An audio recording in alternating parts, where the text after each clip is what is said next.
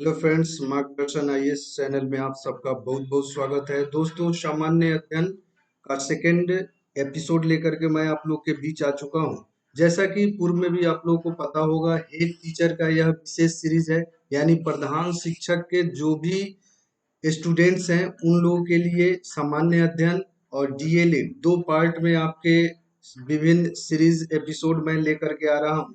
तो आज का करंट अफेयर्स का यह सेकंड एपिसोड है और इसी तरीके से पॉलिटी, हिस्ट्री और ज्योग्राफी के अन्य एपिसोड भी मैं यहाँ पे आप लोग के लिए अपलोड करूंगा। तो दोस्तों, अभी तक अगर आपने मार्गदर्शन आईएएस यूट्यूब चैनल को सब्सक्राइब नहीं किया है तो जल्दी से आप लोग सब्सक्राइब जरूर कर लेंगे, क्योंकि यहाँ पे प्रधान शिक्षक यानी हेड टीचर का समग्र तैयारी कराऊंगा और 150 जो आपके प्रश्न होंगे, एक एक प्रश्न को मैं यहाँ पे एक्सप्लेनेशन करूंगा। तो दोस्तों, आप लोग निश्चित रूप से हमारे मार्गदर्शन आईएएस चैनल को सब्सक्राइब कर लीजिए और अपने फ्रेंड सर्किल में जरूर से जरूर शेयर कर दीजिए। और इस तरीके से आज का करंट अफेयर्स का 2022 का जो टॉप मोस्ट प्रश्न है, उन प्रश्नों की सीरीज लेकर के मैं आ चुका हूँ। और पहला प्रश्न आप लोग के सामने है दोस्तों। पहला प्रश्न है, मेरकॉम के इंडिया सोलर प्रोजेक्ट ट्रैकर के मुताबिक देश का पहला राज्य बन गया है जिसने बड़े पैमाने पे 10 गीगावाट के संचयी सौर प्रतिष्ठानों को पार किया है। दोस्तों, यह मोस्ट बीबीआई है आपके एग्जाम के दृष्टिकोण से। जो भी प्रश्न मैं आप लोग के लिए लेकर के आता हूँ, एग्जाम ओरिएंटेड होता है, तो आप इसको ध्यान पूर्वक देखने का प्रयास करेंगे।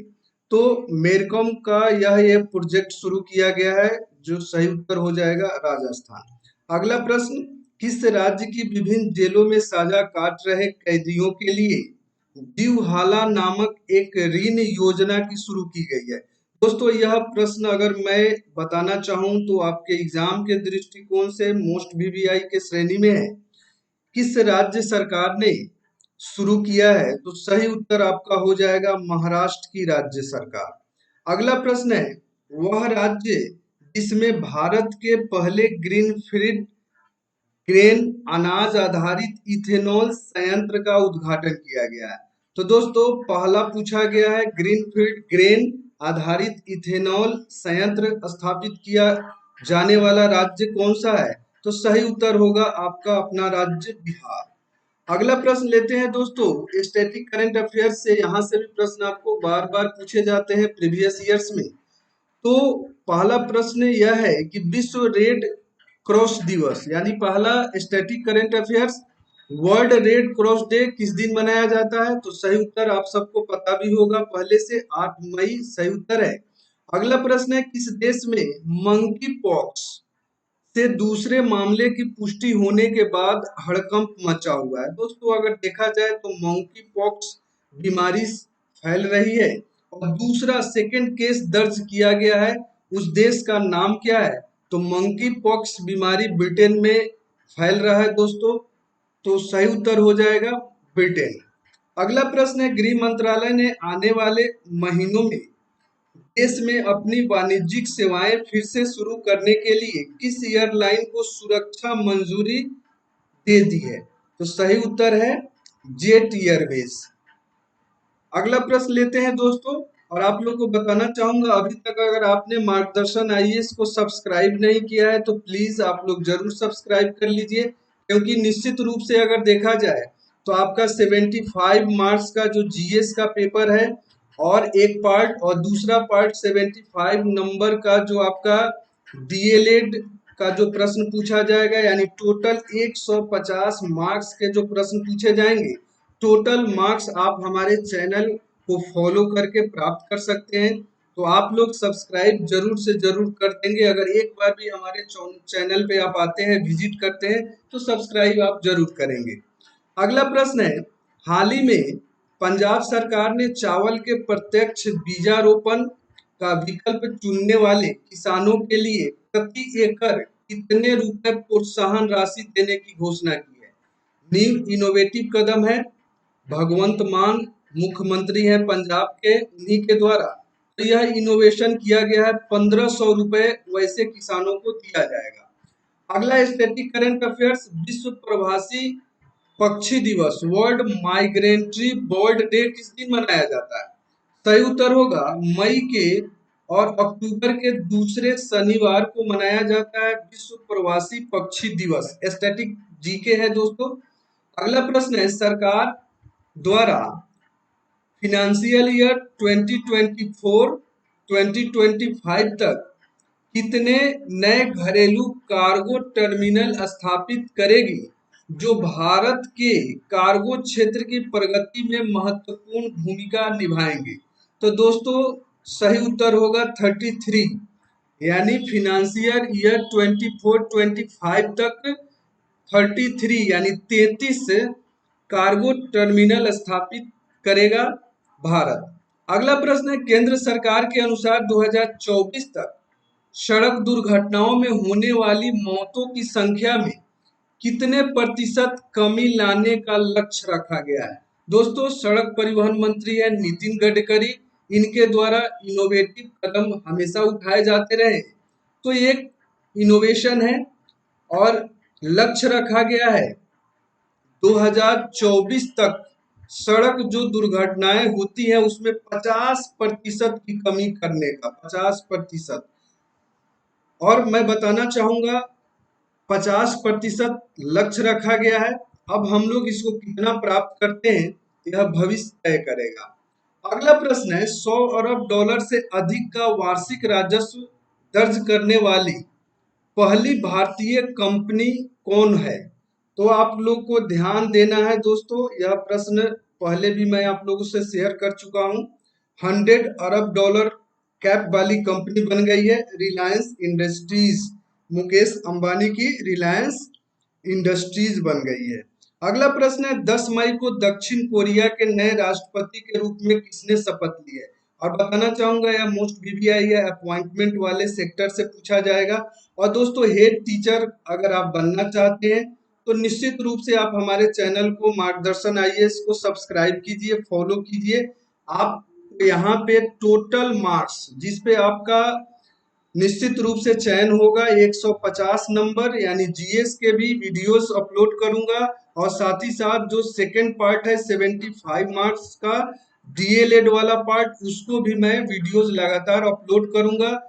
वीडियो अपलोड होना शुरू हो चुका है दोस्तों। एक दिन सामान्य अध्ययन का वीडियोस लेकर के मैं अपलोड करता हूँ, दूसरे दिन आपको डीएलएड का एक वीडियो अपलोड होता है। तो दोस्तों निश्चित रूप से आपको मार्गदर्शन आईएएस को सब्सक्राइब यथाशीघ्र करके अपने स्टडी को शुरू करना चाहिए। तो 10 मई को दक्षिण कोरिया को नया राष्ट्रपति मिला है, उनका नाम क्या है? तो नाम है यून सुक योल। नाम थोड़ा सा कोरियन नाम है तो इसको याद रखना। अगला प्रश्न है दोस्तों, पंडित शिव कुमार शर्मा का 84 वर्ष की आयु में निधन हो गया है। वे किस पेशा से जुड़े हुए थे? थोड़ा सा भी अगर आप लोग सागर्भिक तरीके से करंट अफेयर से स्टडी करते होंगे तो जरूर आपको पता होगा कि पंडित शिव कुमार शर्मा संतूर वादक थे और न सिर्फ भारतवर्ष के अंतर्गत बल्कि इनकी पहचान वैश्विक थी। अगला प्रश्न है, किस राज्य के मुख्यमंत्री ने 8 मई 2022 को लाडली लक्ष्मी योजना 2.0 का दूसरा चरण प्रारंभ किया है? दोस्तों यह भी योजना परियोजना से प्रश्न है, मोस्ट वीवीआई है आपके एग्जामिनेशन के दृष्टिकोण से, तो इसको जरूर आप याद रखोगे। और लाडली लक्ष्मी योजना किस राज्य सरकार की महत्वाकांक्षी योजना है? तो वह राज्य सरकार है मध्य प्रदेश। सही उत्तर हो जाएगा मध्य प्रदेश। अगला प्रश्न लेता हूं, भारत में हर साल किस तारीख को राष्ट्रीय प्रौद्योगिकी दिवस नेशनल टेक्नोलॉजी डे मनाया जाता है? Static current affairs once again प्रश्न है आपके लिए। 11 मई आपका सही उत्तर हो जाएगा। नेशनल टेक्नोलॉजी डे 11 मई को मनाया जाता है। अगला प्रश्न है, मीडिया रिपोर्ट्स के अनुसार किस देश के राष्ट्रपति सेरेबल एन्यूरिज्म से पीड़ित हैं? दोस्तों यह बीमारी का नाम है सेरेबल न्यूरिज्म, एन्यूरिज्म। तो अगर देखा जाए तो इसका चीन के जो राष्ट्रपति है शी जिनपिंग, उन्हीं को माना जा रहा है। मीडिया रिपोर्ट्स मिल रही है किस बीमारी से वह पीड़ित हैं, शी जिनपिंग, चीनी राष्ट्रपति। अगला प्रश्न है, न्यूजीलैंड ने किस तारीख से आगंतुकों के लिए अंतर्राष्ट्रीय सीमाओं को पूरी तरह से खोलने का फैसला किया है? तो सही उत्तर होगा, आप लोग को पता होगा, कोरोना के कारण विभिन्न राष्ट्रों ने अपनी सीमाओं को बंद किया हुआ था, उसमें एक न्यूजीलैंड भी था। अब वह फिर से अपनी सीमाओं को खोल रहा है और वह डेट है 31 जुलाई, यानी 31 जुलाई से न्यूजीलैंड अपनी अंतर्राष्ट्रीय सीमाओं को पूरी तरीके से खोल देगा।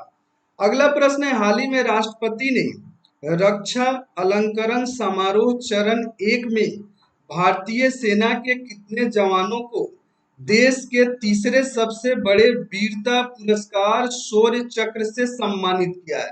वंस अगेन मोस्ट वीवीआई प्रश्न आप लोग के लिए, और यह सभी एग्जामिनेशन के लिए इम्पोर्टेंट है। करंट अफेयर्स किसी भी एग्जामिनेशन में अगर पूछा जाता है तो मोस्ट इम्पोर्टेंट यह प्रश्न है।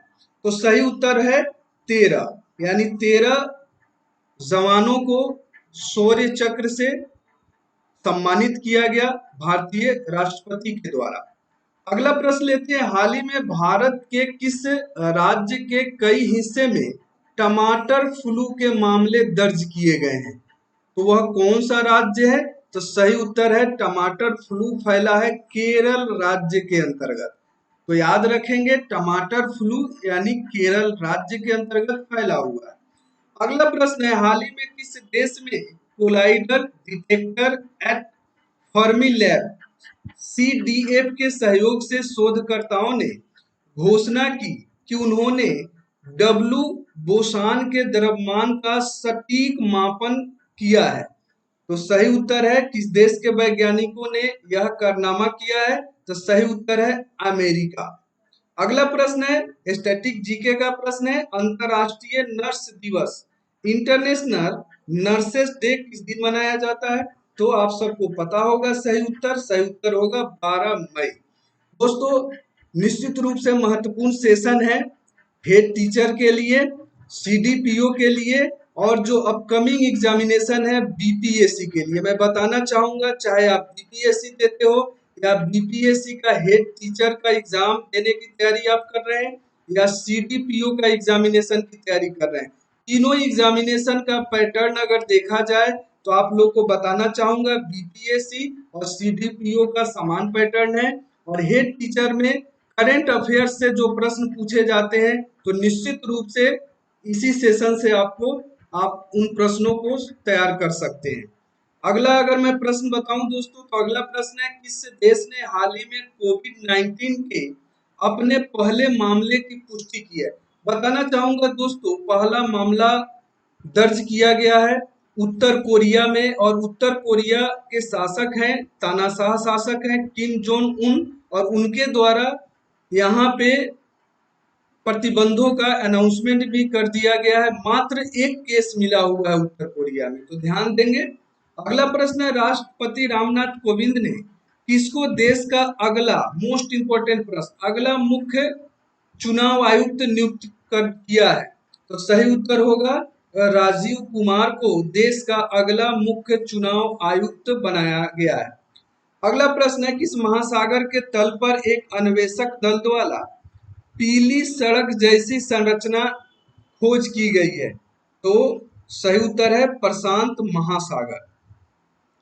दोस्तों, यह सेशन आप लोग के लिए था और निश्चित रूप से यह उपयोगी है आप लोग के लिए। अगर आप में से जो स्टूडेंट BPSC की तैयारी करते हैं, BPSC का एग्जामिनेशन जो 8 मई को हुआ था, उसको पर्चा पेपर लीक होने के कारण उसको रद्द कर दिया गया है। आगामी डेट यथाशीघ्र अनाउंस किया जाएगा। तो यह सेशन BPSC के लिए और साथ ही साथ BPSC के द्वारा आयोजित CDPO के एग्जामिनेशन भी अगर आप दे रहे हैं तब भी, अगर आप हेड टीचर का एग्जामिनेशन की अगर आप तैयारी कर रहे हैं तब भी यह सेशन आपके लिए महत्वपूर्ण होने वाला है दोस्तों। तो आप लोग करंट अफेयर्स का सेशन जरूर फॉलो कीजिए।